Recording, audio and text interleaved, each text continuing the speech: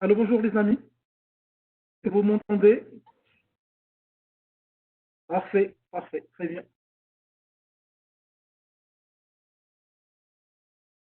C'est Hafidi, c'est Kousser, vous êtes là?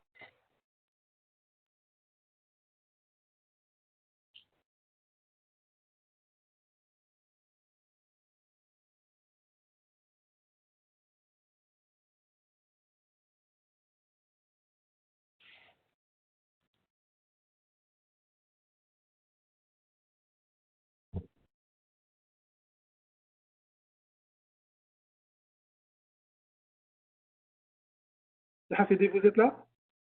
Vous entendez donc votre micro est activé? C'est Hafidi.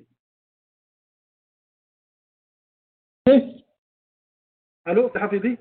Oui, On vous entend très bien comme ça. Donc, vous m'entendez? c'est Kousser, je ne sais pas est-ce qu'elle est là ou pas. Moi, je vous entends, c'est Hafidi. Il est C'est là-bas. maintenant. Donc, juste 2 secondes, je suis en train de chercher ce Kousser.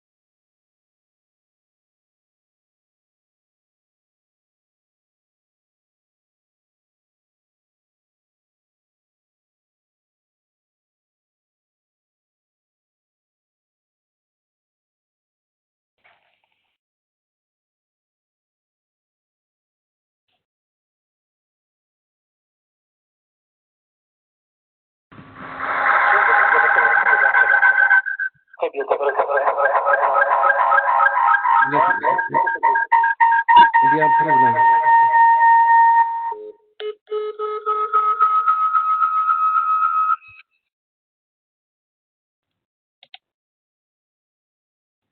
Allô, bonjour tout le monde. C'est Kousser, vous nous écoutez, c'est le Hafidi. Est-ce que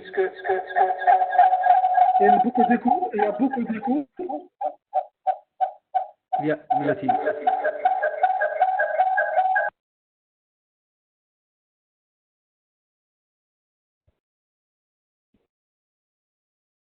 Allô? Oui, On a beaucoup d'écho. il y a beaucoup d'écho. Oui.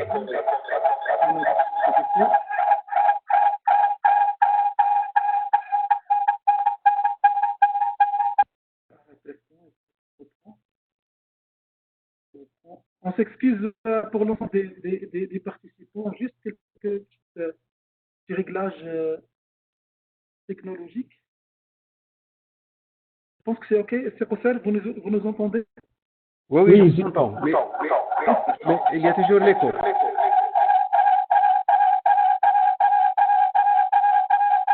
Je vais muter, peut-être ça va vous aider le temps de... D'accord. C'est quoi ça, allô? Vous nous Maintenant? entendez? Non, il y a toujours l'écho. Bon, en tout cas, on essaye on essaye de commencer. Attendez, je vais... Donc, voilà. C'est quoi ça maintenant? C'est bon? Non, ça, non. Oh, non, c'est bon.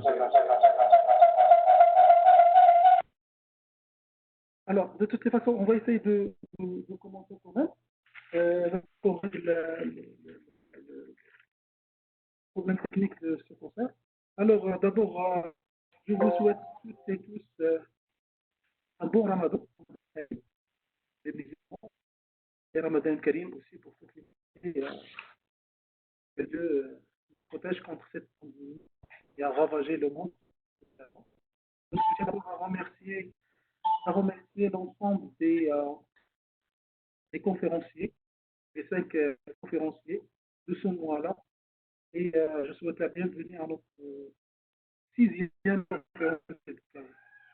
Alors, comme vous le savez, ceux qui ont assisté aux 5 premières conférences, on a eu l'occasion de parler en fait des sciences de la Terre ou les géosciences, sauf la présentation de la conférence par Dr Rossi, Alicia Rossi, italienne, qui a parlé de l'environnement et qui a traité le volet relatif à l'économie bleue et à l'économie circulaire.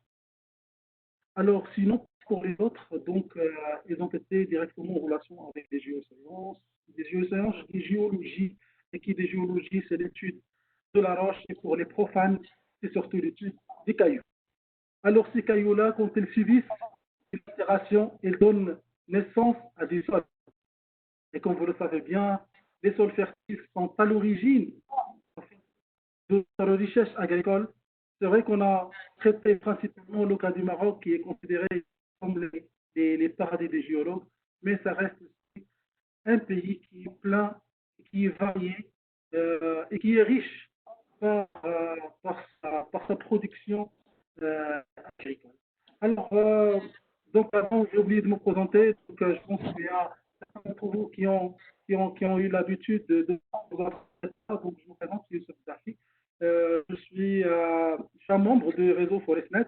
On aura tout à l'heure la présentation de ce réseau et en même temps, je suis le coordinateur de cette initiative Weekly Conferences. Alors, le programme, ça va être comme suit. Donc, il y aura une petite présentation de notre cher conférencier. Par la suite, il y aura la conférence qui va se dérouler sur 40 à 50 minutes. Par la suite, on va essayer d'activer la partie chat. Et comme ça, pour les gens qui souhaitent poser des questions, ils n'ont qu'à cliquer sur le petit bouton à droite en bas sur leur nom, de lever la main. Et à la fin, je vais partager sur la même fenêtre de conversation un lien pour les gens qui souhaitent avoir l'attestation de participation. C'est gratuit, donc, mais il faut passer un petit quiz qui a été préparé gracieusement par professeur Fawzi Bkawi. Donc, je donne directement la main au professeur Hafidi pour donner une présentation générale des réseaux ForestNet et le conférencier. Sinon, on va voir si le concert résout nos problèmes. De l'écho, c'est possible? Oui, non, il y a toujours.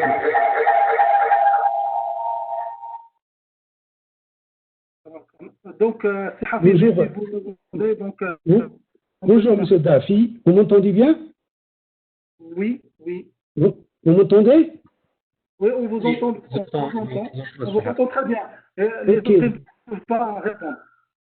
Alors, tout d'abord, je tiens à remercier monsieur Dafi. Et je salue monsieur Kawi. Et bonjour à tout le monde.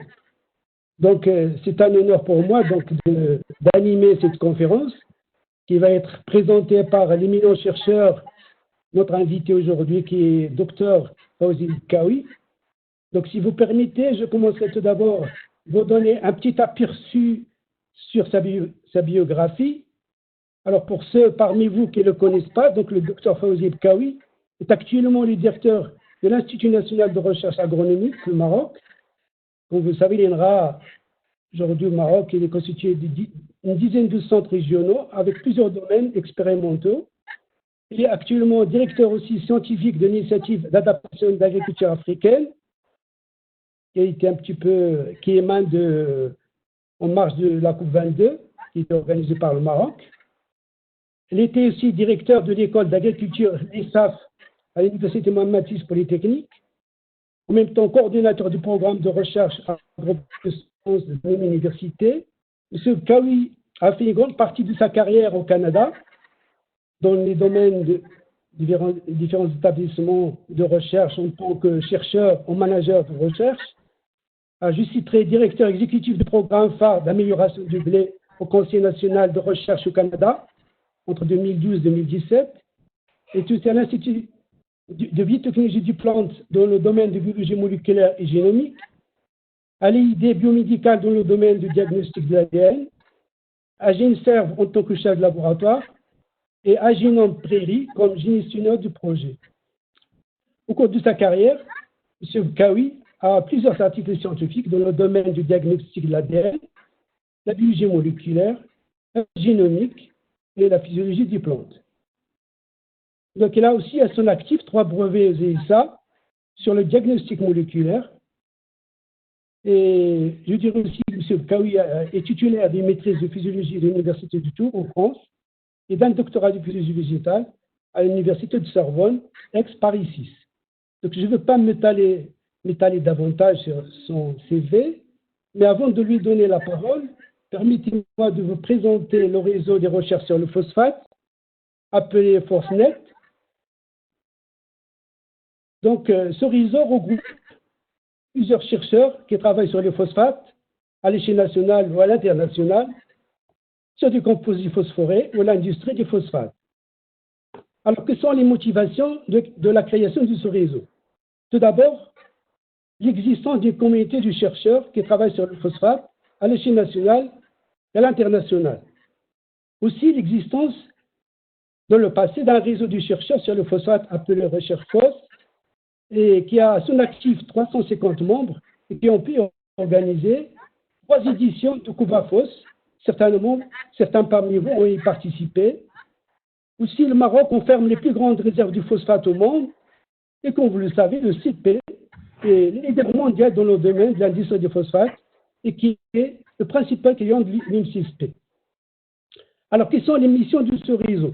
Tout d'abord, promouvoir une recherche et développement de qualité dans le domaine du phosphate, permettre une production scientifique, un rayonnement à l'international, capitaliser les connaissances et le savoir-faire dans le domaine de la recherche sur les phosphates, créer une synergie entre les différents intervenants universitaires, industriels, donner une place importante à la formation par et pour la recherche dans le domaine des phosphates et encourager essentiellement les jeunes à s'y investir. Et il s'agit aussi de nouer des partenariats avec d'autres réseaux, associations, organismes intéressés par la diffusion d'informations et les résultats de la recherche sur le phosphate. Alors, ce réseau est très diversifié, donc chacun peut s'y retrouver. Il couvre tous les domaines, partant de la géologie, l'agriculture, la biotechnologie, la chimie, les génies de procédés, la digitalisation, minière, sans oublier bien sûr les sciences humaines et sociales. Alors, ce réseau est coordonné par M. Koussir Vladi et assisté par un secrétariat, un comité de suivi et de pilotage, un comité scientifique et des correspondants de différents établissements affiliés à ce réseau. Alors, parmi les activités de ce réseau, en 2018, ce réseau a organisé l'International Conference on Phosphate, qui a connu un grand succès. En 2020, le réseau a lancé la 2e édition de l'International Conference on Phosphate Days. Je vous invite vivement à s'y inscrire. Vous trouverez toutes les données sur les sites de l'Université MCSP. En marge de cette 2e édition, le réseau organise une journée du jeune chercheur. J'invite donc les jeunes chercheurs à s'y inscrire et bénéficieront donc d'un encadrement d'experts et du spécialiste dans le domaine du phosphate en termes de formation, d'encadrement pour réaliser leur projet. Alors donc, je vais donc donner la parole à notre conférencier et je rends la parole à M. Dafi. Merci beaucoup, Professeur Hafid, pour cette belle présentation de notre réseau. Et sans oublier de remercier vivement l'université UM6P, l'université Mohamed VI Polytechnique, pour avoir et supporter cette activité. Donc, sincèrement, ils nous ont beaucoup aidés. D'ailleurs, grâce à eux, on a pu changer le système et d'aller du système Teams qui était très limité à ce système-là. Là, on a déjà, je vois que nous avons 254, 255, ça nous fait d'augmenter 255 participants et ça fait un grand plaisir et ça permet d'atteindre le maximum possible des gens qui sont intéressés par ce domaine qui est l'agriculture. Donc, je vous passerai la main, cher professeur Fawzi Bkari, pour la présentation et merci beaucoup. D'accord. D'abord, bonjour tout le monde, salam alaikum. J'aimerais remercier les membres du réseau PhosphorNet et les organisateurs en particulier, Sir et Sidafé, pour l'invitation. Et aussi, j'aimerais remercier Sahafidi pour l'introduction. Donc, le plan de ma présentation est de vous donner un aperçu sur l'agriculture au Maroc. En 40 minutes, on ne peut pas couvrir toutes les activités et les filières de l'agriculture, mais j'essaierai de vous faire un résumé et de donner quelques exemples qui, à mon avis, sont pertinents. Je parlerai de quelques défis liés à l'agriculture au Maroc, des réalisations du plan Maroc Vert, qui est un plan qui a commencé il y a à peu près 10 ans et qui maintenant a été complété. On passe à un nouveau plan qui s'appelle Génération Green, qui a été lancé récemment par le ministre de l'Agriculture en face de Sa Majesté. Et je finirai par parler un peu de la recherche agricole qui bien entendu est liée à ces plans, en focalisant avec des exemples plutôt sur l'INRA et pour parler un peu des réalisations et des opportunités de recherche.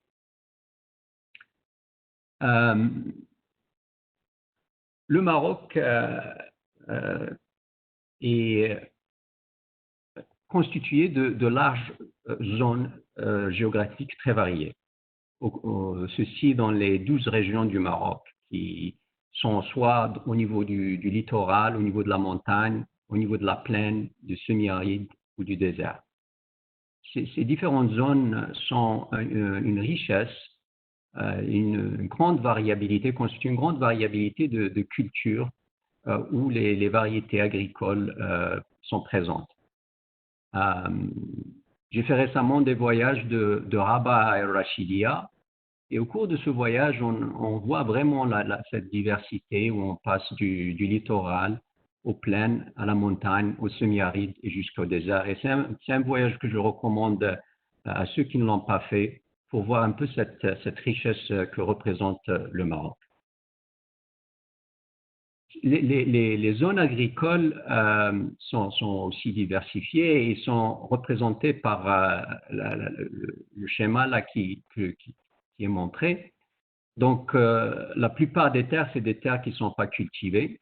Il y a aussi une grande partie des terres qui constituent les parcours ou des terres de pâturage.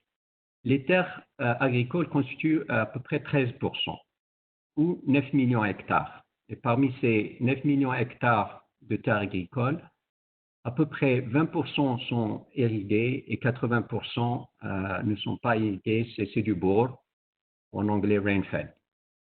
Parmi les terres non irriguées, il y en a 33% qui sont relativement favorables à l'agriculture et 67% qui ne sont pas aussi favorables.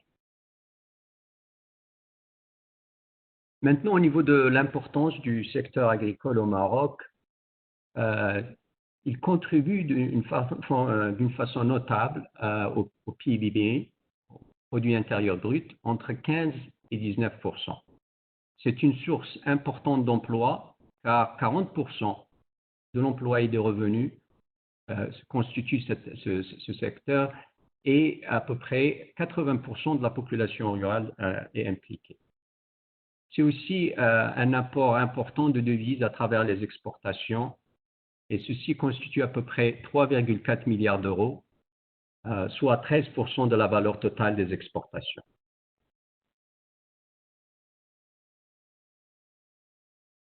Le secteur agricole génère des produits qui contribuent à la sécurité alimentaire, ceci par la couverture des produits alimentaires équilibrés.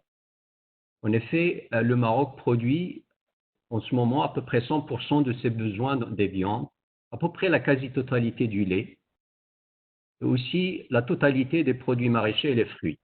Mais comme vous le savez, au niveau des céréales, le Maroc n'est pas autosuffisant et doit importer à peu près 40% des céréales. Et ce pourcentage varie en fonction de la pluviométrie.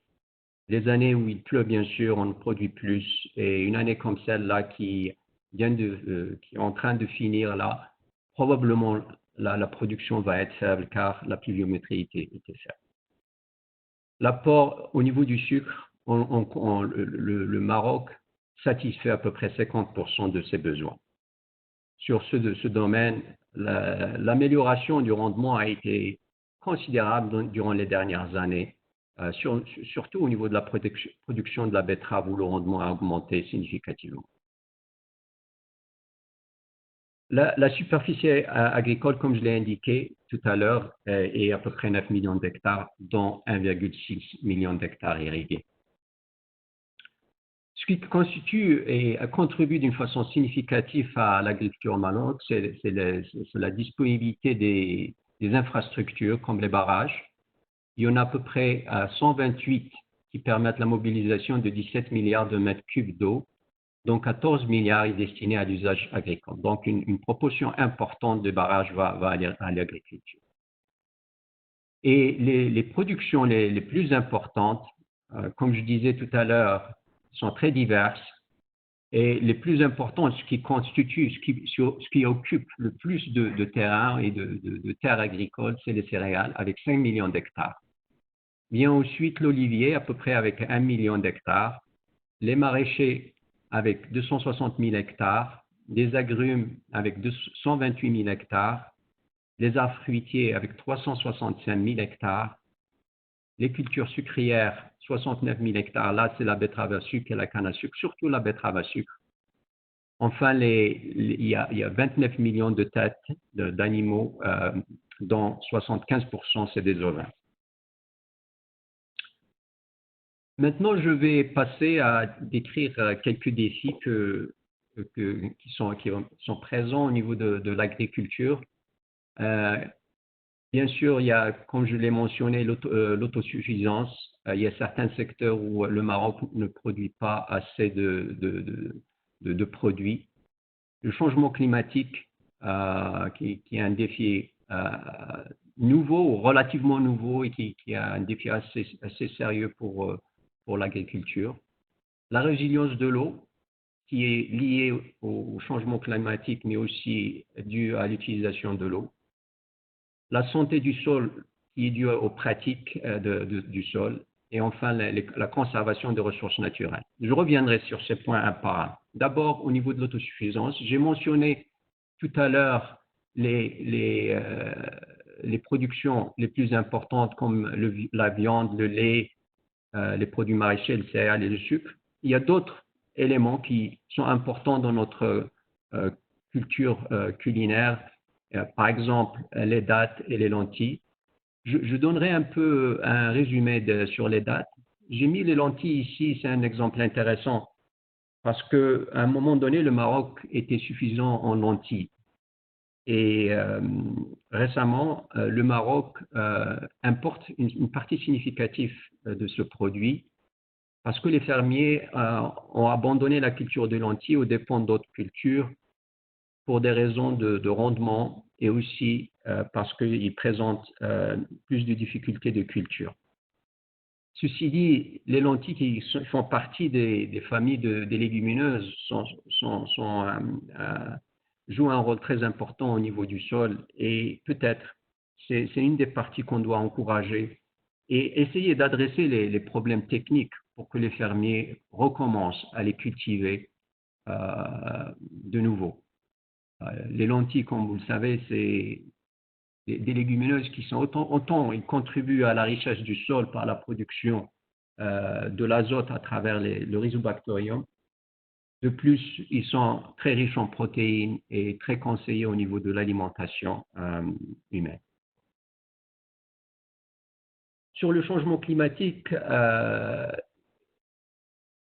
les effets du changement climatique vont avoir un effet, vont être très, très importants sur l'agriculture.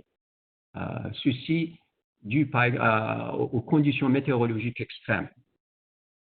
Les plantes ont besoin de conditions, je dirais, normales de température, de pluviométrie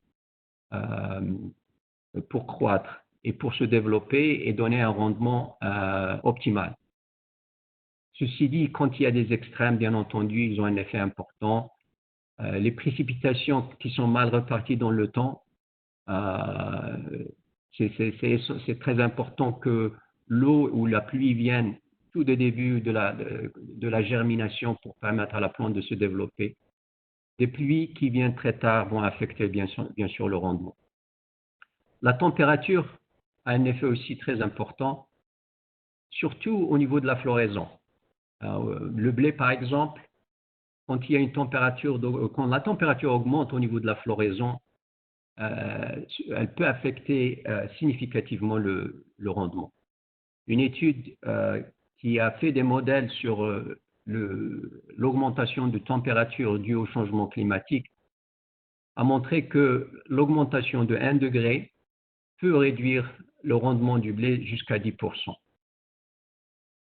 Enfin, un effet du changement climatique, c'est le fait qu'il y ait augmentation de la teneur de CO2 peut aussi avoir un effet sur la croissance et sur le rendement des plantes. Ici, les études sont un peu contrastées. Certaines études ont montré que l'augmentation de CO2 peut avoir un effet positif du fait que la photosynthèse est améliorée et par conséquent le rendement et la croissance des plantes. D'autres ont montré que en fait, l'effet n'est pas significatif et l'augmentation de CO2 ne contribuera pas à l'augmentation des rendements.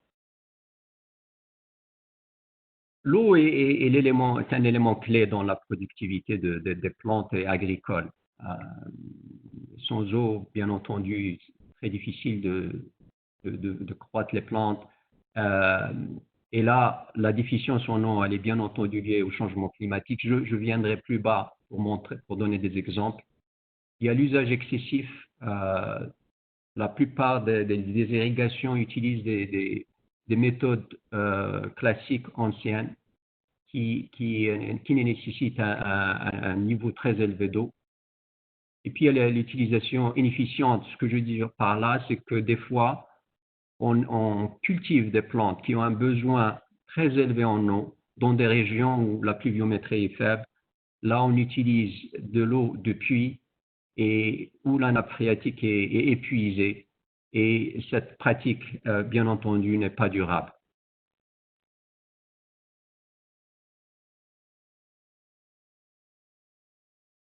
Comme je disais, la pluviométrie, elle est très importante et comme vous le voyez, elle est aussi en fonction des régions. Certaines régions où la pluviométrie dépasse les 900 mm dans le nord, d'autres dans le sud où la pluviométrie est moins de 100 mm par an, où la culture des plantes et des variétés agricoles est pratiquement impossible. La majorité se situe entre les zones semi-arides, entre 150 mm et 450 mm. Et là, ces régions-là sont très affectées par le changement climatique, comme cette année qui vient de passer où la pluviométrie était relativement faible. Un modèle ici qui montre que l'impact du changement climatique sur la pluviométrie, qui suggère que les précipitations peuvent être réduites durant l'hiver entre 4 et 27%. Par contre, durant l'été, il peut y avoir des augmentations de fréquence des tempêtes extrêmes et là aussi, ça peut affecter la productivité. Le changement climatique peut aussi avoir un effet sur les sols et cette étude, ce modèle-là, a montré entre 2008 et 2100 que l'évolution de sol peut être affectée au niveau des sols qui peuvent être adéquats pour l'agriculture. Les sols qui sont adéquats pour l'agriculture, très appropriés, sont montrés en vert foncé et les sols qui sont les moins appropriés sont rouges. Et au cours du temps, s'il n'y a pas de changement si le modèle, si le changement climatique, les tendances continuent comme elles sont maintenant, eh bien le niveau des terres appropriées par l'agriculture va diminuer significativement au cours des années futures. Au Maroc,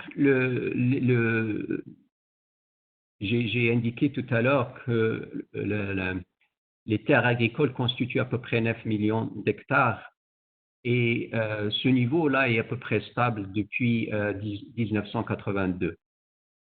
Par contre, l'évolution par personne des terres agricoles est en constante réduction due à l'augmentation de la population, bien entendu, et aussi l'extension de zones, des zones de construction et des villes et des villages. Ceci peut être un facteur aussi très important dans le futur productivité agricole.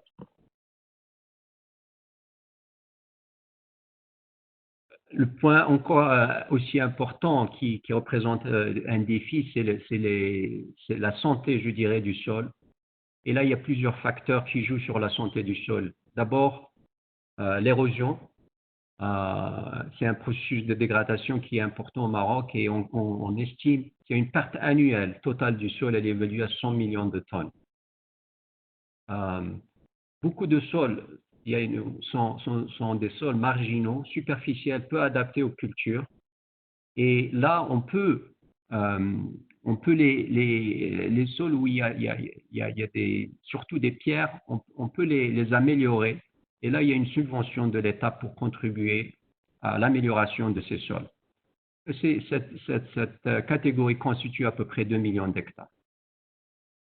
Un facteur aussi important et qui constitue un défi, c'est la réduction de la matière organique au niveau du sol au cours des dernières années. Maintenant, on estime que la moyenne au Maroc est à peu près moins de 2%, 2% au moins. Or, la quantité optimale se situe plutôt entre 4 et 6%. Et là, des pratiques, comme je disais tout à l'heure, de rotation, de culture de légumineuses et d'autres pratiques que je vais mentionner plus tard, vont contribuer à l'amélioration de la santé du sol. La qualité de l'eau joue aussi un rôle important sur le sol, en particulier quand il y a l'effet de salinisation, remontée des eaux souterraines, salines. Tout ça peut avoir un effet sur la croissance et le rendement des cultures. On estime actuellement que la surface de sol salin est estimée à 1 million d'hectares. Après cette bien brève description des défis, je vais parler maintenant de quelques réalisations au niveau du Maroc, au niveau de l'agriculture marocaine. Et comme je l'ai indiqué tout à l'heure, le plan Maroc Vert constitue un des piliers de l'économie et dont les résultats sont très significatifs et je vais lister quelques-uns. D'abord, dans la période de 10 ans, l'export a augmenté de 2,4. Certains exemples très très significatifs. Par exemple, l'export des fruits rouges, qui est constitué par les fraises, en particulier les bleuets, les framboises, a été multiplié par 18. L'export des tomates, quant à lui, a été multiplié par 3 et l'argan par 5. Le produit intérieur brut agricole, en 10 ans, a été multiplié par 2. La zone d'irrigation multipliée par 3 avec l'irrigation goutte à goutte. Donc, la superficie est passée de 160 000 hectares à 585 000 hectares grâce à des subventions dans ce domaine que le ministère de l'Agriculture a géré et a contribué donc à augmenter cette surface. À 450 000 hectares de plantes, d'arbres plantés. En particulier, ici, il s'agit de l'olivier, les agrumes, le palmier dattier et d'autres cultures, bien entendu. Ensuite, il y a la création de 19 associations d'agriculture. Je vais mentionner ça dans la prochaine diapositive. Et la décentralisation du budget du ministère de l'Agriculture par la création de centres, départements d'agriculture au niveau régional qui ont un pouvoir pour gérer leur propre budget, donc contrairement comparé à ce qui se passait dans le passé. Les filières agricoles, il y en a 19 et sont résumées ici. Donc, ça, les agrumes, les arbres fruitiers, les céréales, les semences, l'agriculture biologique, l'arganier, la rose à parfum, le safran, le sucre, les maraîchers, le palmier dattier, l'olivier, les oléagineuses et le riz au niveau des plantes. Bien entendu, chacune de ces filières a ses particularités. Certaines sont très importantes au niveau de la surface cultivée. D'autres sont des opportunités, des produits de terroir comme la rose à parfum, le safran, etc. et qui peuvent contribuer aussi à augmenter la productivité, le revenu des petits fermiers, etc. Il y a aussi des filières au niveau animal. Il y en a 5 qui ont été créées. Au niveau des viandes rouges, avicoles, au niveau du lait, apicole et cameline. Ces filières qui n'existaient pas avant peuvent jouer un rôle très très important dans l'agriculture pour gérer la productivité, pour coordonner des activités entre fermiers, pour aider dans le marché, le marketing, et aussi pour aider dans la recherche. Et c'est eux qui vont identifier les problématiques qui peuvent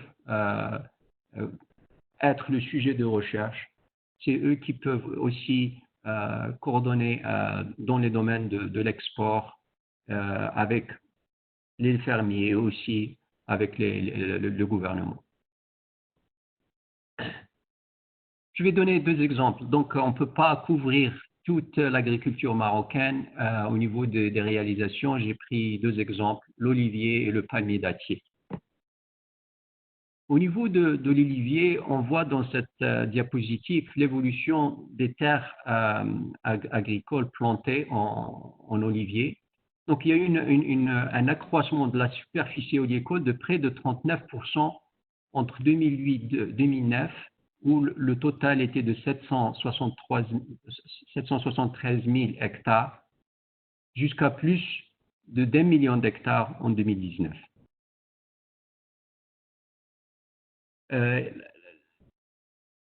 Donc, une partie importante de cette superficie, elle est équipée en système d'irrigation localisé comme le goutte à goutte. Donc, cette augmentation, elle est significative car l'huile d'olive, comme tout le monde le sait, a une valeur assez importante au niveau de la consommation du Maroc et au niveau aussi de la santé qui peut jouer un rôle positif dans la santé comparé à d'autres types d'huile. La production aussi, elle a augmenté, bien entendu, qui a suivi les plantations et cette augmentation entre 2004, 2005 et aujourd'hui est estimée à plus de 100%, exactement 127%. La moyenne de production durant la période 2015-2019 est estimé à 1,4 million de tonnes, contre 632 000 tonnes durant la période 2005-2009.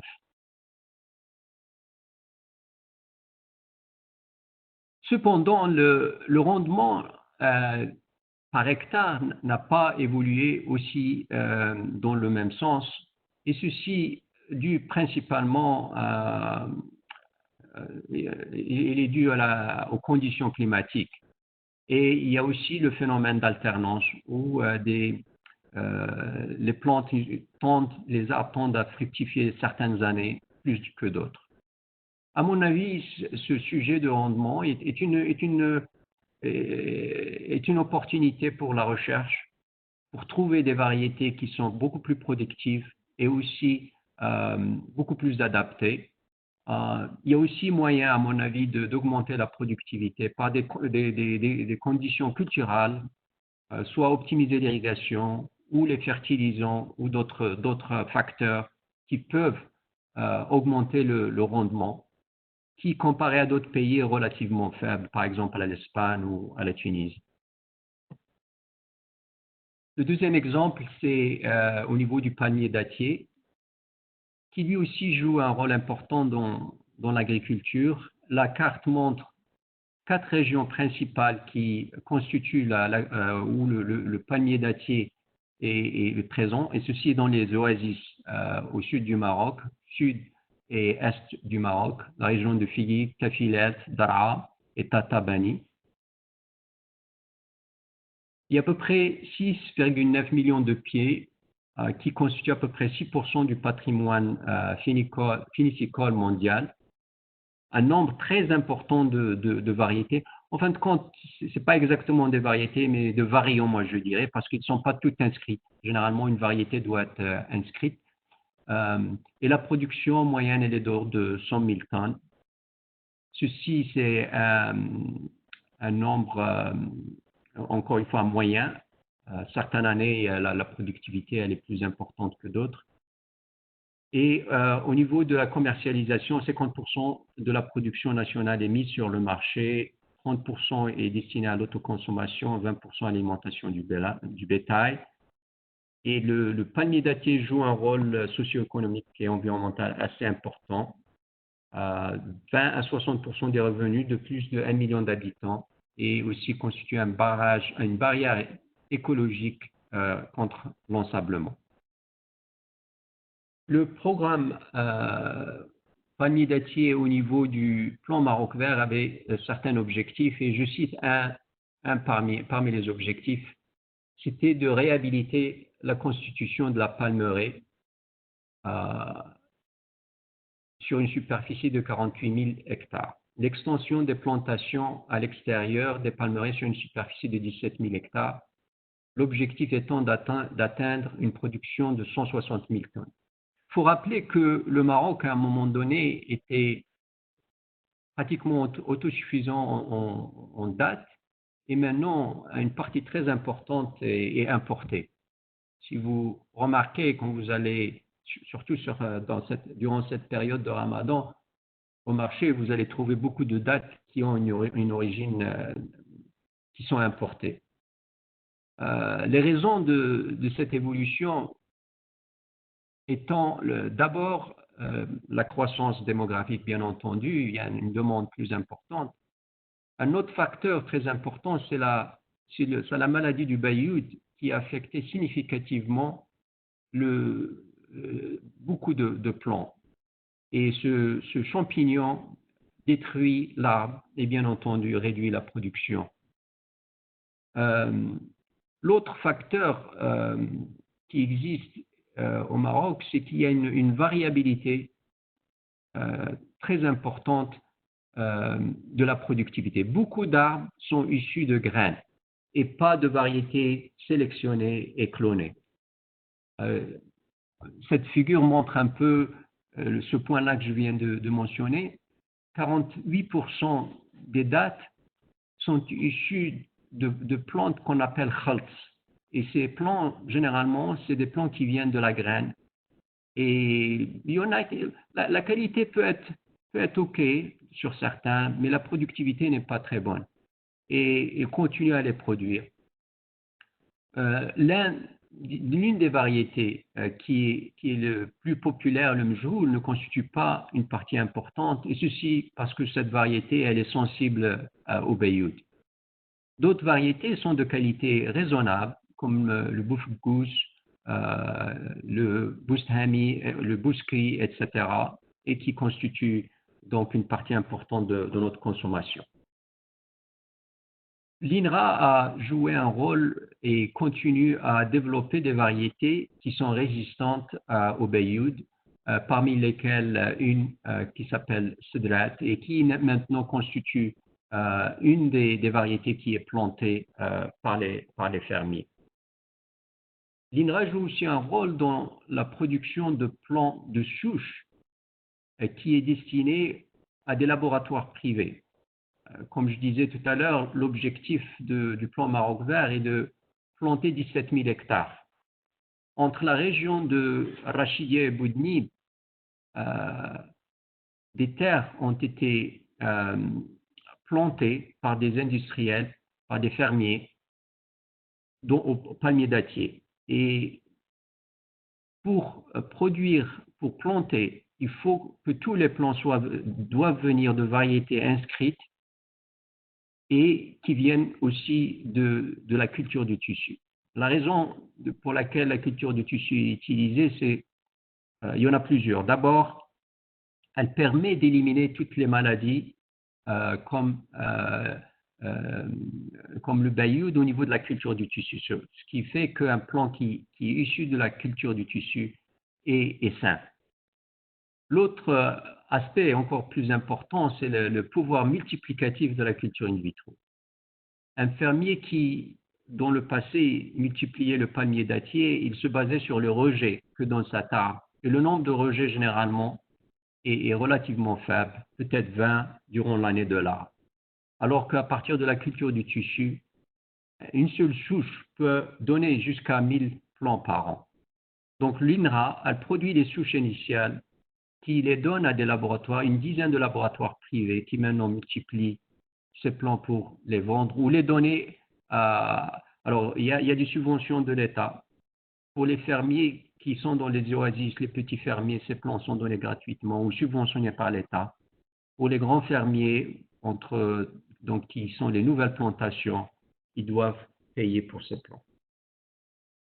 Donc, le point que je voulais dire au niveau de cet exemple, c'est que le Maroc va être probablement autosuffisant dans quelques années quand ces plants vont commencer à produire le palmier datté et peut-être même exporter les dattes. Les réalisations du plan Maroc vert, comme je viens de le montrer, étaient significatives. Cependant, il y a des domaines d'amélioration. Et cette diapositive résume quelques points de ces domaines. Par exemple, beaucoup de produits agricoles sont produits et ne sont pas valorisés. On les exporte tels quels, alors qu'on pourrait produire des produits de grande valeur. La chaîne de distribution aussi n'est pas structurée et plus d'efforts doivent être faits sur ce point. Les abattoirs aussi, beaucoup ne sont pas modernisés. Et finalement, le revenu des petits agriculteurs n'a pas évolué d'une façon significative, d'une façon positive. Ces défis vont être le sujet et continueront à être une priorité pour le prochain plan que je vais décrire maintenant et qu'on appelle Generation Green, qui a été lancé, comme je disais, en février de cette année. Et ici, la priorité va être donnée à l'élément humain, c'est-à-dire il va y avoir un objectif d'émerger une classe moyenne agricole en mesure de jouer un rôle important dans l'équilibre socio-économique du milieu rural. Cette diapositive résume les deux diapositives suivantes montrent quelques objectifs du plan Génération Green. Comme je disais, augmenter la classe moyenne. Et ici, le ministère s'est donné un chiffre de 400 000 fermiers ou personnes qui vont aller de la classe, donc qui est relativement pauvre, à une classe moyenne. L'augmentation des exportations, l'objectif est de le multiplier par 2, le PIB multiplication par 2, créer 350 000 nouveaux emplois. Il y a un plan d'agréger 1 million d'hectares qui maintenant est très subdivisé et n'est pas exploité d'une façon productive et efficiente. Donc 180 nouveaux jeunes vont avoir la possibilité donc de joindre et d'exploiter ces terres. Des nouveaux entrepreneurs, dont 200 000, dont 450 000 seront des jeunes entrepreneurs. Et finalement, 150 000 nouveaux jeunes formés avec 10 000 avec des diplômes officiels comme les ingénieurs et les masterants ou des doctorants spécialisés dans l'agriculture. On continue pour certains d'autres objectifs au niveau du plan Génération Green. Il y a un but d'avoir 20% des terres irriguées par des pluies qui se feront par le pompage solaire. L'amélioration des rendements de culture. Donc, on se donne comme objectif d'améliorer la productivité de certaines cultures de 50% en 10 ans. Et la diffusion des technologies pour préserver la santé des sols et améliorer l'efficacité d'utilisation du sol. Je donnerai des exemples plus tard d'opportunités pour faire ça. Ensuite, le développement des services électroniques et de l'agriculture numérique. Le fermier maintenant a accès à des téléphones, smartphones qui peuvent l'aider dans la gestion de ses produits, dans la vente, dans l'achat d'intrants, et ça peut faciliter beaucoup sa gestion et améliorer sa gestion. Enfin, un point qui nous intéresse et qui est aussi important, c'est que le ministère planifie d'augmenter les dépenses de recherche et développement par 1,5 à 2.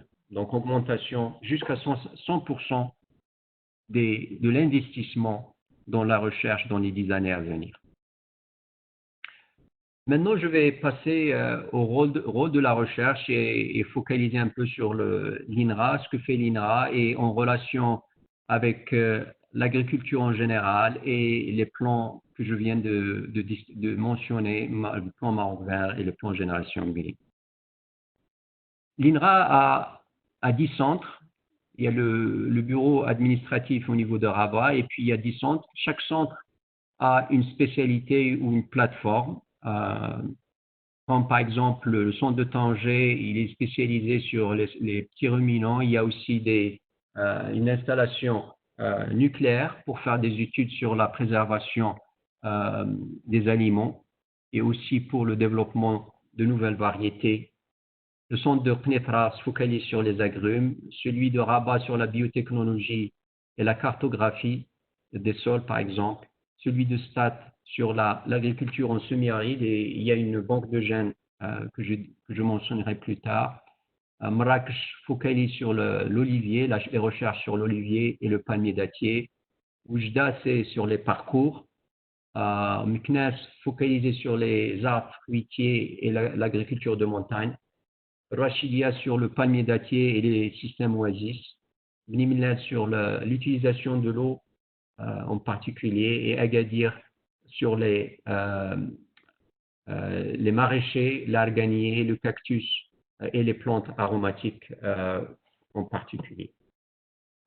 En plus de ces 10 stations, il y a aussi 10 centres, il y a 23 stations de recherche pour les essais et qui constituent une richesse considérable pour l'INRA et pour le Maroc parce que ces stations sont présentes dans les différentes régions géographiques que je mentionnais tout à l'heure et présentent une opportunité de recherche pour faire donc les essais.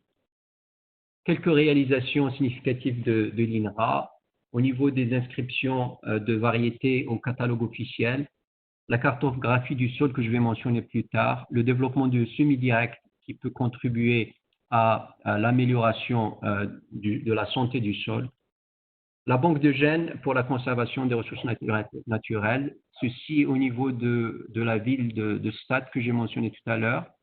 Cette banque de gènes est très importante, elle a à peu près une collection de 80 000 graines provenant de différentes espèces, que ce soit des espèces cultivées ou des espèces sauvages, qui peuvent être utilisées dans l'amélioration ou bien dans la régénération d'espèces si besoin.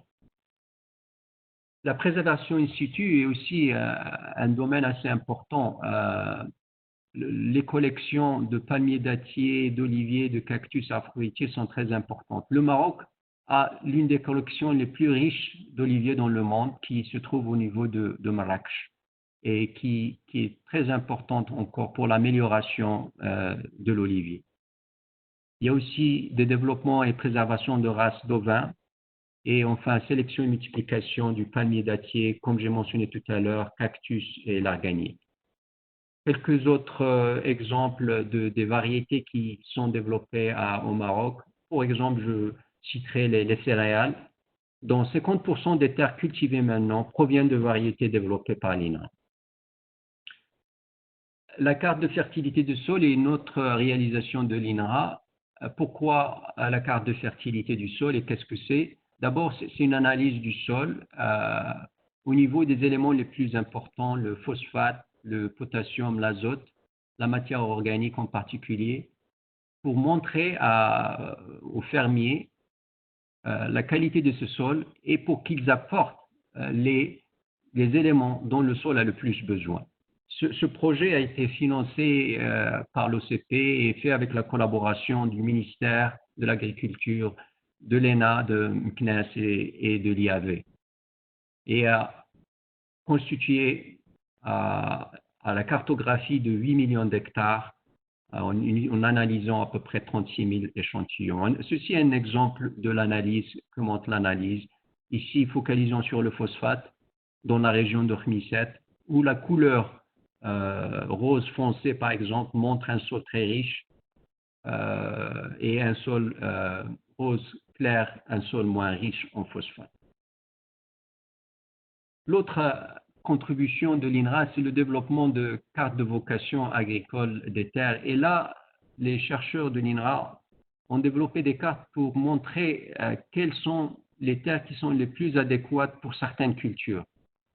En fonction des couleurs, on peut savoir si c'est une zone dans la carte prochaine, par exemple ici, au niveau de la région de Rabat, où on montre que certaines parties sont plus adéquates pour la culture du blé que d'autres. L'exemple ici, le vert est beaucoup plus adéquat comparé au marron qui n'est pas adéquat. Cette information et ces cartes sont disponibles au niveau de l'Internet que les fermiers et les chercheurs peuvent accéder. Je vais parler maintenant des opportunités, des différents défis que j'ai présentés tout à l'heure. Il y a des opportunités. Et à mon avis, sauf quelques cas, le Maroc peut être suffisant en beaucoup plus de produits que maintenant. Peut-être les céréales seraient un défi à cause du climat et parce que les céréales, la plupart des céréales requièrent de l'eau et sont dans les zones bourres et ceci dépend du climat et peuvent être affectés donc par les précipitations. Je présenterai un aperçu sur l'agriculture de précision, la conservation du sol, l'agroécologie et le développement de nouvelles variétés plus productives et résilientes. Donc, comment adresser le problème de manque d'eau? D'abord, le dessalement. Un exemple type qui est en train d'être fait au niveau de la région d'Agadir, c'est une usine très moderne qui va être finie dans les prochains mois, qui va pratiquement résoudre une partie importante du manque d'eau au niveau de la région d'Agadir, qui a reçu très très peu de pluie dans les dernières années, et surtout la nappe phréatique a été complètement utilisée par l'irrigation, étant donné que cette région contribue à une partie importante à la production des maraîchers, des tomates, etc. Donc, cette usine de dessalement va contribuer à améliorer l'apport d'eau. Plus, je pense qu'il y aura, et je crois qu'il y aura d'autres usines de dessalement pour adresser ce manque d'eau. Bien entendu, l'économie à travers des outils modernes, l'agriculture de précision, la récupération de l'eau de pluie est aussi une autre opportunité. Ce n'est pas fait ce n'est pas pratiqué beaucoup au Maroc et peut être un domaine qui va aider à minimiser les pertes dues au manque d'eau. L'épuration de l'eau usée, ça c'est un domaine où le Maroc a fait beaucoup de progrès. Mais il y a encore beaucoup à faire là-dessus et l'eau qui est épurée peut être utilisée dans l'irrigation, surtout d'arbres et d'autres cultures. Utiliser des cultures dans des conditions adéquates. J'ai mentionné tout à l'heure que certains, par exemple, cultivent des plantes qui ne sont pas adaptées à certaines régions. Je donne l'exemple. Quand je vivais à Benguiri, je passais à côté et des fois il y a des fermes qui cultivent les agrumes. Et à mon avis, la région de Benguiri n'est pas faite pour ce type de culture qui requiert beaucoup d'eau. Et surtout si l'eau elle est pas durable, il faut plutôt aller vers des cultures plus adéquates. L'olivier a un besoin beaucoup plus faible de l'eau, par exemple, comparé aux agrumes. Et il y a d'autres cultures qui, à mon avis, seront beaucoup plus adaptées à ces régions. Choisir des cultures plus résilientes, qui est aussi lié à ce point. Certaines plantes comme le cactus, il est beaucoup plus adapté, bien entendu, aux régions de semi-arides et peuvent donner aussi des profits aux fermiers qui sont intéressants. Enfin, développer des variétés plus résistantes à la sécheresse, et je parlerai de ça dans le développement de variétés plus tard. L'agriculture de précision, c'est des techniques modernes et qui sont pratiquées dans d'autres pays depuis un certain nombre d'années, surtout aux États-Unis. Maintenant, beaucoup de petites sociétés commencent à pratiquer, à développer des outils qui peuvent aider au Maroc, les fermiers. Donc, le but ici, c'est d'optimiser les rendements en minimisant les intrants et tout en préservant les ressources. Il y a des techniques qui sont basées sur des systèmes de positionnement par satellite. Généralement, ces méthodes utilisent ou sont basées sur le big data. Ils génèrent beaucoup d'informations qu'il faut analyser et extraire l'information qui peut être utile pour la gestion des fermes ou des productions. Il y a l'utilisation d'appareils de télédétection qui sont aussi utilisés dans ce domaine. Alors, les outils de diagnostic que les fermiers peuvent utiliser, par exemple, pour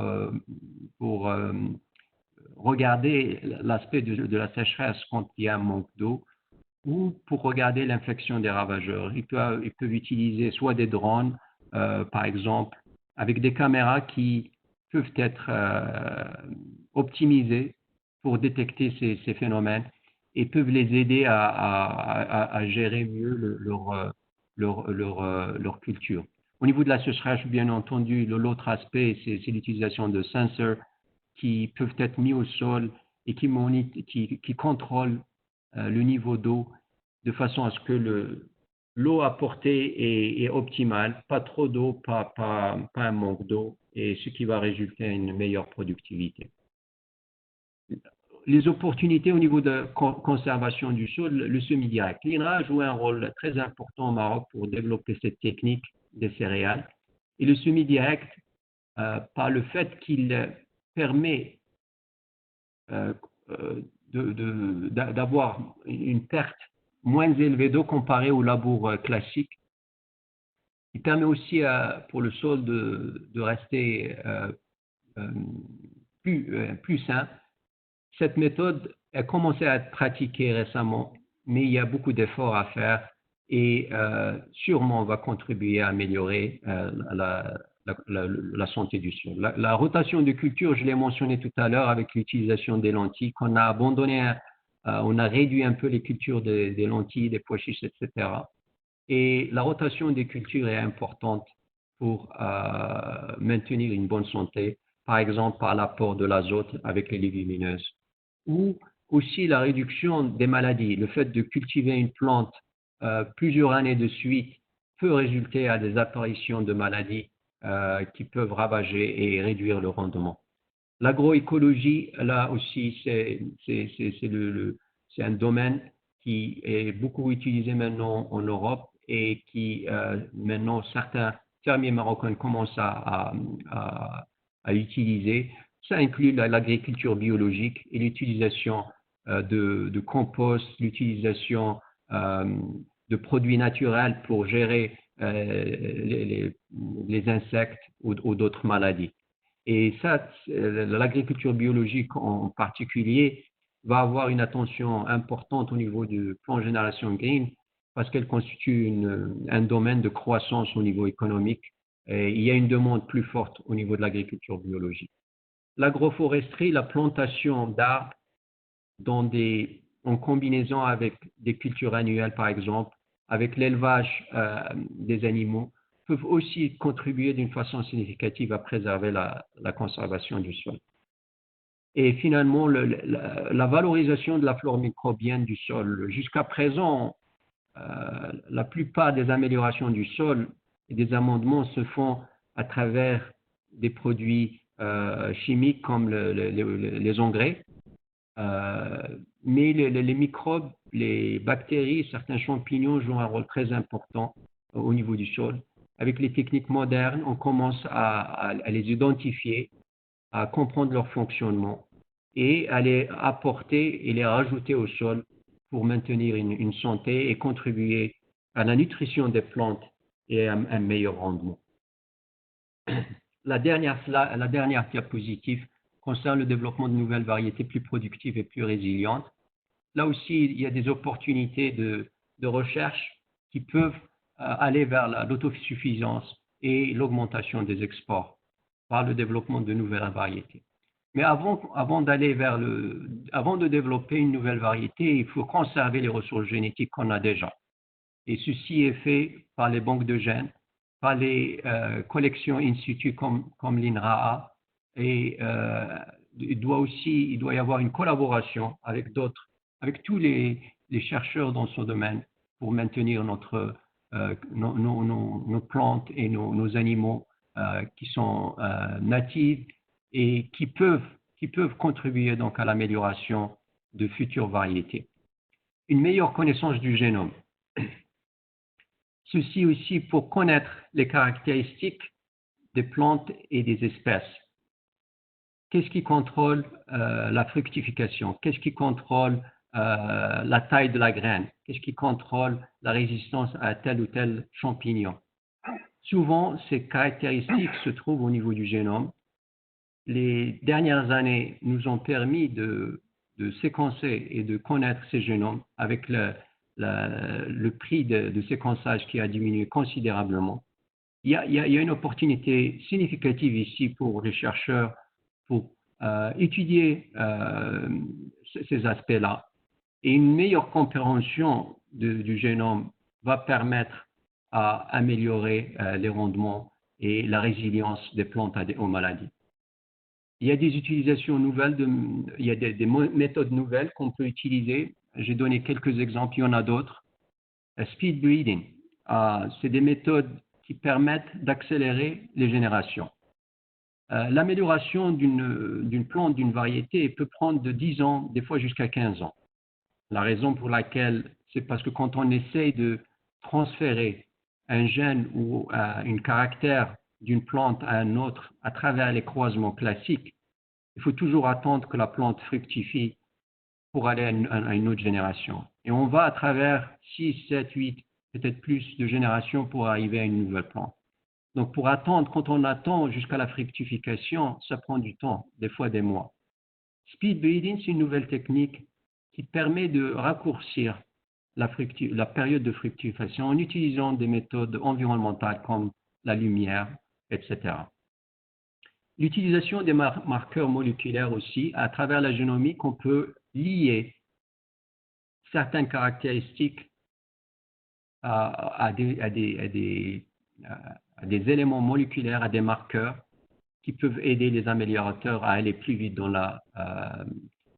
l'amélioration, à raccourcir les cycles et à diminuer aussi les coûts de développement de variétés. Finalement, l'édition du génome, c'est une technique relativement récente qui permet d'ajuster ou de modifier certaines bases pour arriver à des variétés qui peuvent avoir encore une résistance ou une meilleure productivité. Sur ce point-là, je vais conclure et pour dire que, encore une fois, que l'agriculture marocaine joue un rôle important et malgré tous les défis, je crois qu'il y a eu un progrès significatif les 10 dernières années et le plan Génération Green qui présente aussi des objectifs très ambitieux, mais à mon avis très réalisables. Et grâce à l'effort du ministère, l'effort des filières, l'effort de la recherche, je suis convaincu qu'on arrivera à ces objectifs, à l'autosuffisance et à augmenter l'export et l'économie du Maroc. Je vous remercie. C'est pour cette excellente présentation. Et on passera, je ne sais pas si Sékoufer arrive à parler, donc je vais activer votre micro, si ça marche toujours. Sékoufer? Oui. C'est toujours l'écho. Toujours l'écho, on s'excuse. C'est pas grave. Sékoufer. Alors, donc, on passera directement à l'étape des questions-réponses. Bien sûr, en vous remerciant infiniment oui, pour cette excellente présentation. Moi, personnellement, j'ai fait plein de choses. C'est vrai qu'en même temps, je gérais des interfaces, mais ça va. Donc, nous prendrons 5 premières questions. Donc, je vais essayer de prendre les noms. Après, je ferme le chat. Donc, donc on a Diazza, on a Sebah. Alors, donc, Sebah, elle donne une recommandation. Donc, on a la première question, c'est Diazza. D'autres, donc on a Mohamed Fiani. Donc si vous pouvez lever la main, il y a une petite main là à côté de vous là. Donc c'est Fiani Mohamed. Je note. Ok. Donc on s'arrête sur ces deux questions. Excuse pour activer les options. Donc juste excusez-moi parce que c'est la première fois là que j'utilise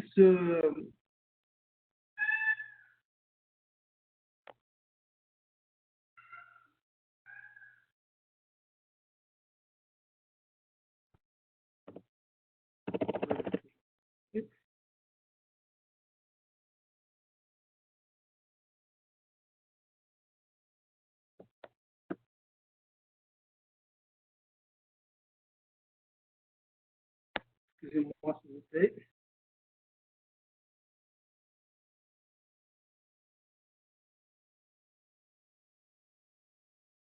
Est-ce que vous pouvez écrire votre question comme ça pour ne pas perdre de temps?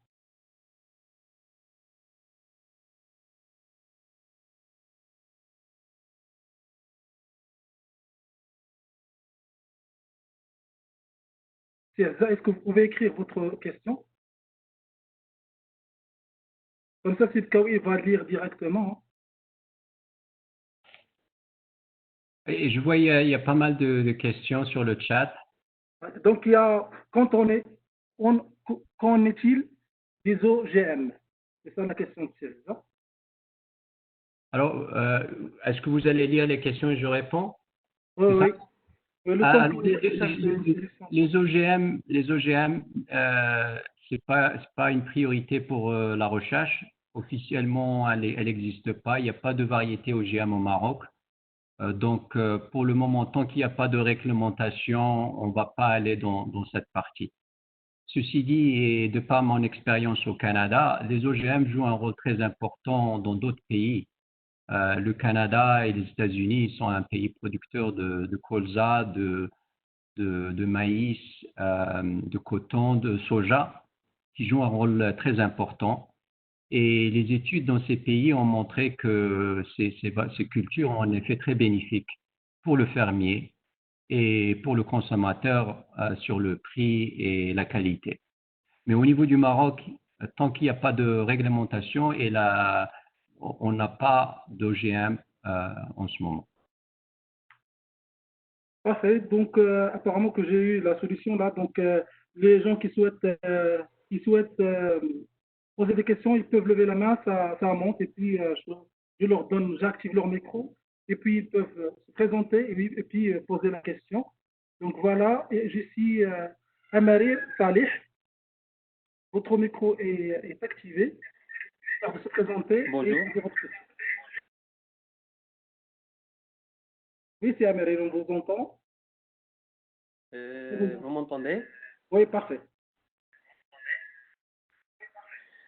Salam alaikum, je m'appelle Amari Salih, je suis étudiant à la faculté de sciences et techniques d'Al-Fusima, en cycle master, génie de littoral, gestion environnementale et développement durable. Premièrement, je vous remercie, cher professeur Youssef Dafi, et aussi professeur Fawzi Bikawi pour votre excellente présentation. Lorsque vous avez parlé, professeur, de la résilience au manque d'eau, au manque de l'eau, vous avez parlé de dessalement. Donc, si je prends les deux exemples de stations de dessalement au Maroc, le cas de station d'Agadir et la station d'Al-Fusima. Pour le côté conservation des écosystèmes, surtout des écosystèmes littoraux, pour les stations de dessalement d'Agadir, il y a des dégâts sur le littoral de là où il y a les stations de dessalement, surtout sur les espèces des ibichors, qui sont des espèces endémiques, et aussi concernant la station de dessalement d'Al-Fusima, qui est une station qui est construite dans la baie d'Al-Fusima, et on connaît bien que la baie d'Al-Fusima c'est une zone. Soyez bref, s'il vous plaît. Allez, soyez un peu plus bref parce qu'on n'a pas assez de temps. Soyez un peu bref et passez directement vers la question. Merci beaucoup. Ok. Je veux juste savoir, est-ce qu'il y a d'autres plans, ou bien est-ce que ces stations de dessalement ne font pas des effets graves sur les écosystèmes littoraux? Merci. Honnêtement, je ne suis pas un expert du dessalement. Il y a une division des eaux au ministère qui s'occupe de ça, et je vous invite à les contacter directement. Je suppose qu'ils ont fait des études et que le maximum est fait pour remédier à ça. Et c'est un choix. Par exemple, là, quelles sont les options? Je vois par exemple la région d'Agadir.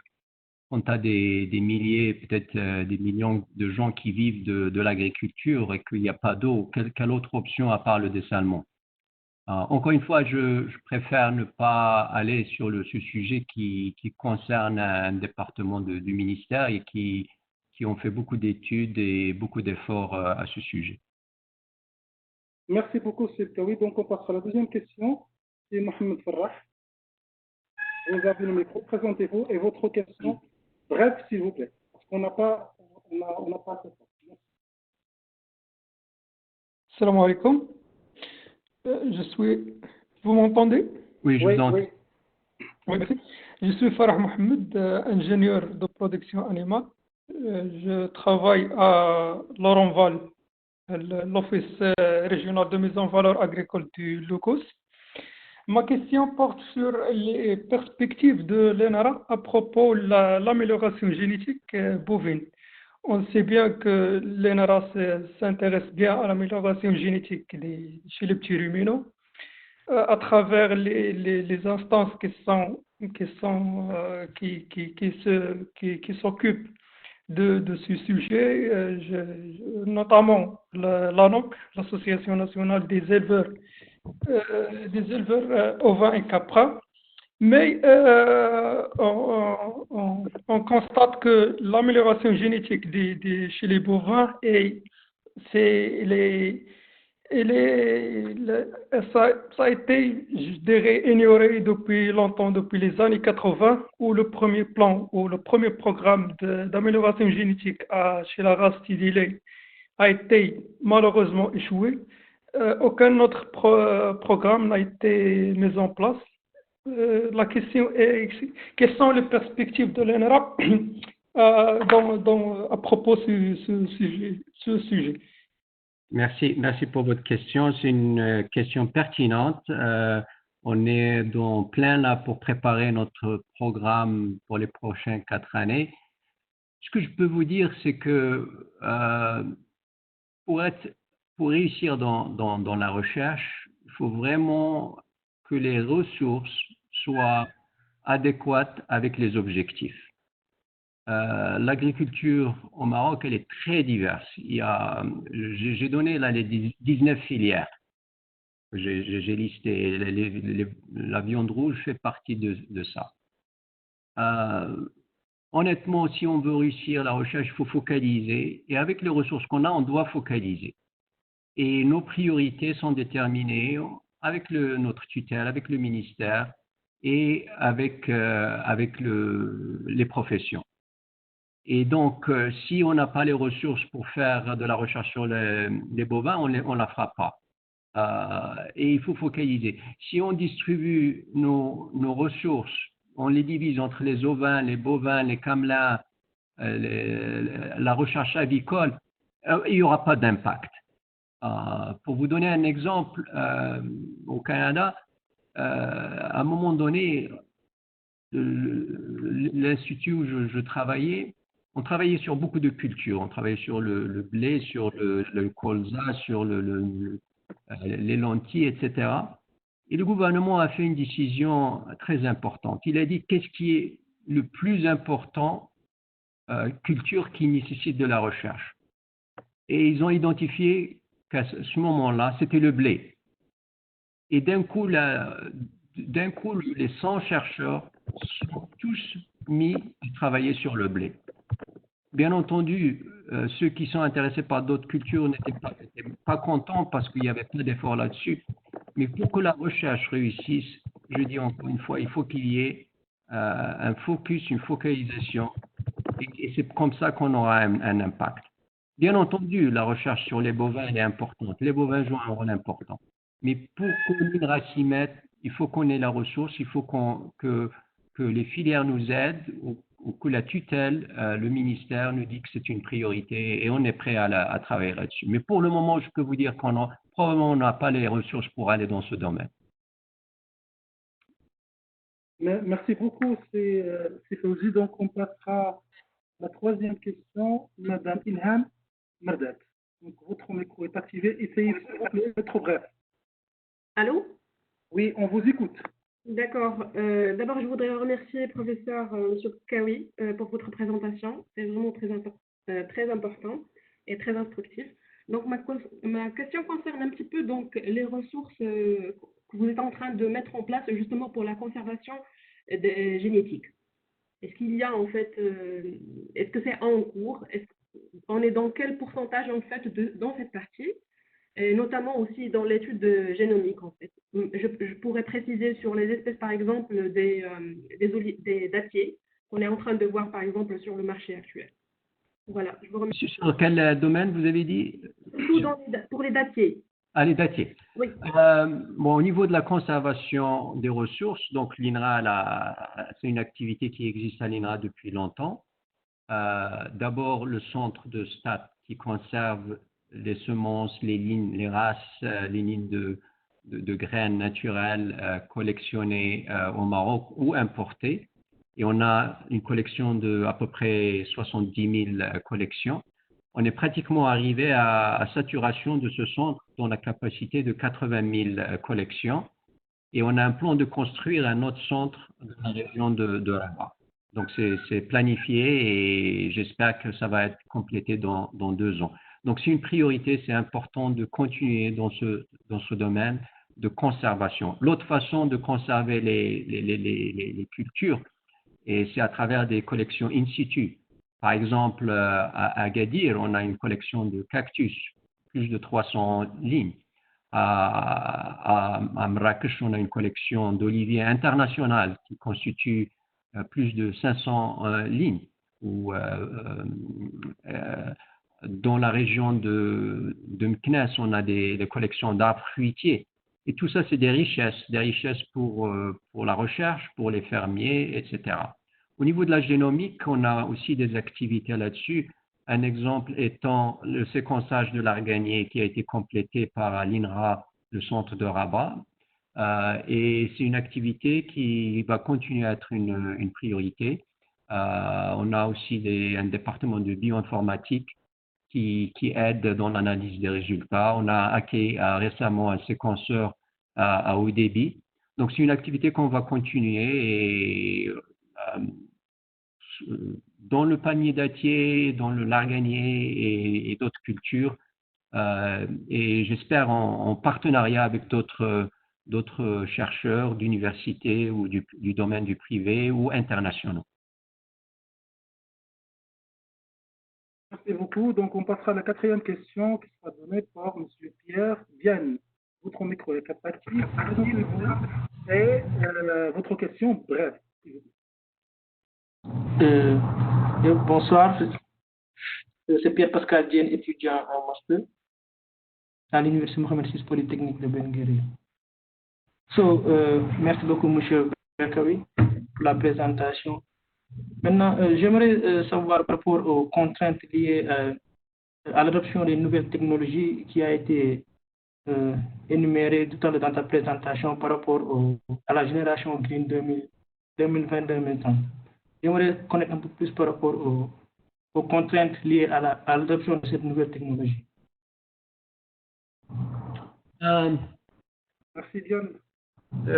Il y en a beaucoup. Il y a l'utilisation des satellites pour évaluer les sols, puis évaluer la pluviométrie ou la présence de l'eau. Il y a l'utilisation des drones pour appliquer pour des produits chimiques, des pesticides ou des produits de croissance.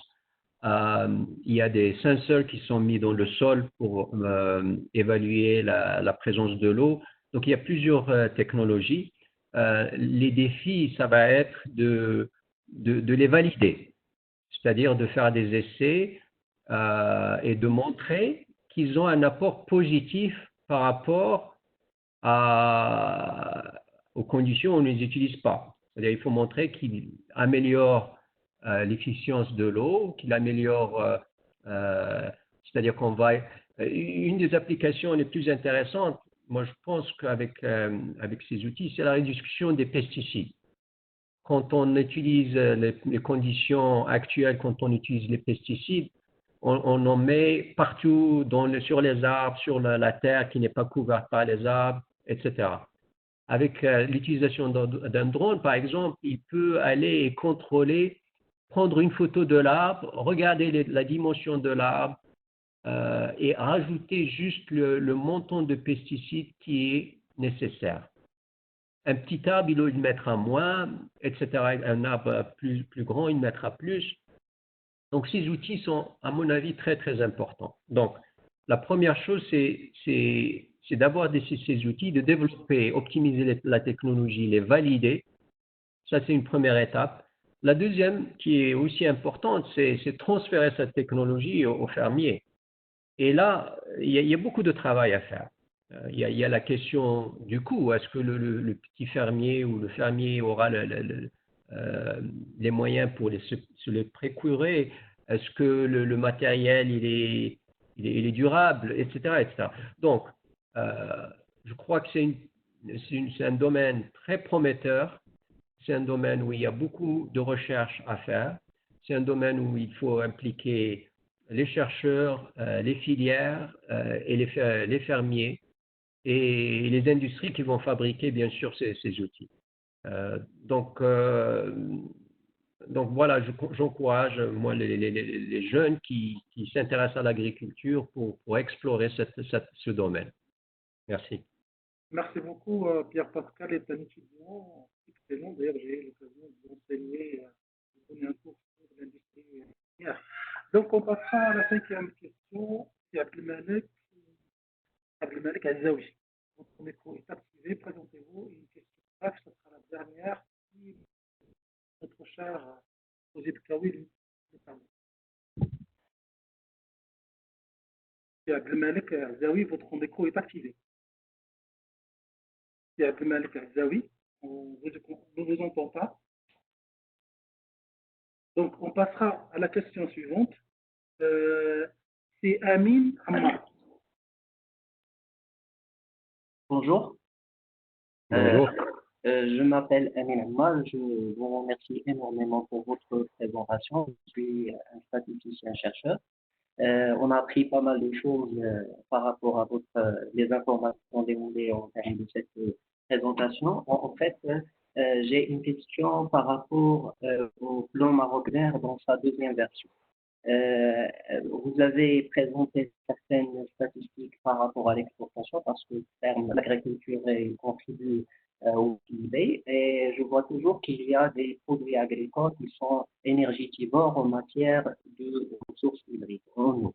Donc, ma question c'est par rapport au plan Maroc vert dans sa deuxième version, est-ce qu'il a pris en considération ces produits qui sont vraiment énergivores en matière d'eau? Et s'il vous plaît, comment? Et toujours en relation avec les données et les défis en termes de matière de recherche, vous avez présenté l'agriculture de précision et l'utilisation de big data. Est-ce que l'INRA actuellement ne développe pas des recherches en matière d'implémentation de systèmes experts qui permettent de directement proposer les bonnes pratiques ou bien pour un certain domaine, une agriculture. Et merci. Sur ce deuxième point-là, sur l'utilisation des big data, c'est un domaine qui nous intéresse fort. On a un effort là-dessus sur le développement des cartes de fertilité et des cartes à vocation agricole que j'ai présentées. Il y a eu beaucoup de données satellitaires qui ont été utilisées pour générer ces données et ça constitue en quelque sorte, ça rentre dans ce domaine. C'est un domaine où on a, je dirais, des activités relativement faibles et qu'on va augmenter dans le futur. L'autre point sur ça, qui peut être aussi considéré comme big data, c'est tous les résultats du séquençage des génomes qu'on fait. Et là aussi, on est en train de développer un centre bioinformatique plus performant qu'avant. Si vous pouvez me rappeler le premier sujet, la première question, c'était à quel sujet? La première question, c'était concernant la deuxième version du plan Maroc vert. Oui. Est-ce qu'il prend en considération ces produits qui sont toujours présents dans la contribution en termes de PIB, les exportations, mais sont énergivores? Au niveau de l'eau, oui. Oui, bien sûr. D'abord, on va l'appeler, au lieu de dire la deuxième version du plan Maroc vert, on va l'appeler Génération Green. C'est ça son nom. Encore une fois, je ne suis pas l'expert au nom. Il y a un département au niveau du ministère qui peut vous donner plus de précision.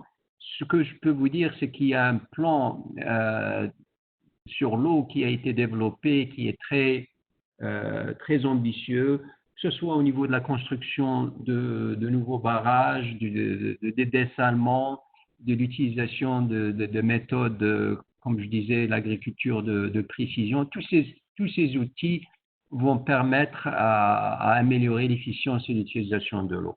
Je crois que je m'arrêterai là parce que je ne suis pas, encore une fois, un expert dans ce domaine, mais mais mes collègues au ministère pourraient vous donner plus de détails là-dessus. Merci beaucoup. Donc, on passera à l'avant-dernière question donnée par Madame Samira Basria. Activez, présentez-vous et soyez bref. Il ne nous reste que 5 minutes. Vous m'entendez? Oui, oui, oui. Oui, bonsoir. Tout d'abord, j'aimerais bien remercier M. Braoui pour sa présentation riche et intéressante. Donc, je serai bref. Donc, à votre avis, d'ici 2030, est-ce que le Maroc aurait une autosuffisance par l'utilisation de nouvelles méthodes d'amélioration, comme vous avez déjà cité dans votre présentation, par exemple le speed breeding, l'utilisation des marqueurs moléculaires ou encore l'édition du génome. Et bien sûr, pourrait éventuellement augmenter l'export et l'économie du Maroc. Merci beaucoup. Je crois qu'il y aura une autosuffisance sur beaucoup plus de cultures qu'il existe maintenant.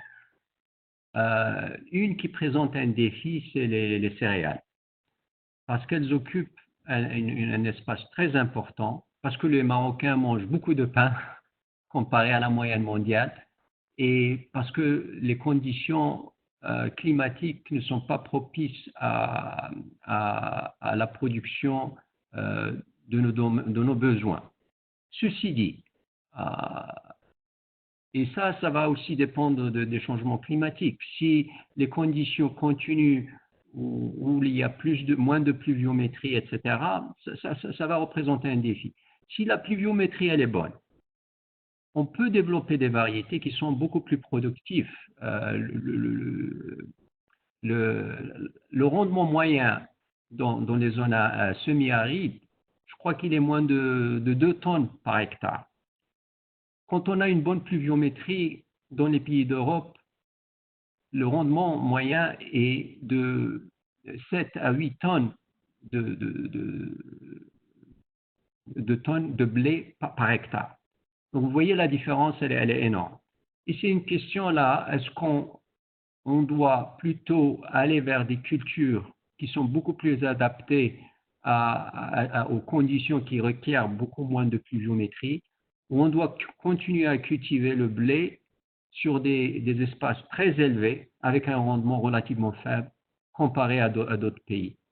Donc c'est une question importante, mais tout ce que je peux dire au niveau de l'INRA, c'est que je suis très optimiste et confiant qu'on peut améliorer le rendement par rapport à ce qu'il existe maintenant grâce à ces outils. Donc, l'utilisation de speed breeding ou l'utilisation des marqueurs, c'est des moyens qui vont nous aider d'une façon significative. Et les objectifs d'amélioration de 50% à 100% dans les 10 années, encore une fois, je suis optimiste qu'on pourra achever ça, au moins pour certaines cultures. L'augmentation du rendement de la betterave au Maroc, qui a été fait par l'industrie, est extraordinaire. Elle a été multipliée par 2 ou 3 en 10 ans au moins. Et ceci est grâce aux cultures, aux pratiques agronomiques qui ont été appliquées, grâce aux nouvelles variétés qui ont été utilisées. Ceci dit, cette amélioration a été faite dans des zones irriguées où l'eau n'est pas un facteur limitant. Les céréales, comme je disais tout à l'heure, il y a toujours la dépendance de la pluviométrie qui reste un facteur important et que malheureusement on ne peut pas contrôler. On peut développer des variétés qui auront peut-être besoin moins d'eau, c'est-à-dire qu'ils auront peut-être des racines qui vont aller chercher l'eau beaucoup plus profondément. Mais est-ce que ça va amener à notre autosuffisance? C'est difficile à dire. Alors, donc, je passe à la dernière question qui va être posée par M. Kofi Blo Constant. J'espère que j'ai bien prononcé le nom, de Côte d'Ivoire. Monsieur Kofi, bonsoir, monsieur. On vous entend pas? Oui. Allô? On vous entend, vas-y. On vous entend. Oui, allô? Bonsoir, monsieur. Bonsoir. Allô? Ah oui, on vous entend très bien. Vas-y. Oui, ça va bien. Je vous remercie pour l'opportunité pour me... Oui, je vous remercie. Donc, je me nomme Constant et je suis étudiant en master de pédologie à l'université Félix Faure-Boigny de Côte d'Ivoire. Donc, ma question est la suivante. Alors, monsieur, est-il possible qu'en se basant sur le bon rendement agricole et la préservation des terres, est-il possible qu'on puisse baser une agriculture sur l'agroforesterie? Donc, c'est ma question qui est là. Merci, monsieur. Merci à vous. Je ne suis pas un expert là-dessus, mais ce que je peux dire que l'agroforesterie, elle peut être appliquée dans certaines zones. Je prends l'exemple du Maroc. L'agroforesterie peut être appliquée dans les zones semi-arides. Là où, par exemple, on cultive uniquement du blé année après année, à mon avis, l'agroforesterie est une meilleure alternance, c'est une meilleure option, je dirais, pour avoir des revenus aux fermiers qui sont meilleurs. L'agroforesterie peut jouer un rôle définitivement beaucoup plus important et aussi, comme je disais dans la présentation, à maintenir et améliorer la qualité du sol dans le futur. Et je pense que c'est un domaine que l'INRA s'intéresse beaucoup plus et on fera beaucoup plus de recherches là-dessus et je pense aussi qu'il va être plus appliqué dans le futur. Merci beaucoup, c'est Fawzi. Sur ce, notre conférence prendra fin avec toute la beauté. Je tiens d'abord à m'excuser pour les amis qui ne pouvaient pas poser leurs questions. Et nous vous remercions infiniment, Steve Kawi, pour cette présentation, pour le temps que vous avez alloué pour partager avec nous votre expérience, votre progrès au niveau de l'ENRA, en vous souhaitant une bonne continuation. Donc, justement, je retourne vers les participants souhaitant avoir l'attestation de participation. Donc, M. Kawi nous a préparé un quiz de 5 questions. Donc, je partagerai tout de suite le lien. Donc, je ne voyais rien. Donc, je ne vais pas envoyer ça dans vos mails. Vous allez trouver maintenant directement sur le chat. Donc, je vais l'activer dans quelques instants. Donc, et je vais désactiver le lien dans 2 heures. C'est-à-dire d'ici 19h, 20h. Donc, je désactive ça vers 20h hors Maroc. Et merci beaucoup encore une autre fois, Tifosi. Et je vous invite de nous suivre. Donc, la prochaine e-conférence aura lieu le mercredi 29 avril à 15h. Donc, et le thème sera les batteries lithium-ion n'ont pas encore dit leur dernier mot, concept et challenge de futur. Et cette présentation sera donnée par professeur Maïl Sadoun de l'Université Qadiriyad. Donc, soyez nombreux. Donc, on partagera d'ici demain l'annonce de cette conférence et puis le lien pour l'inscription. Et je vous souhaite une très bonne soirée à tous.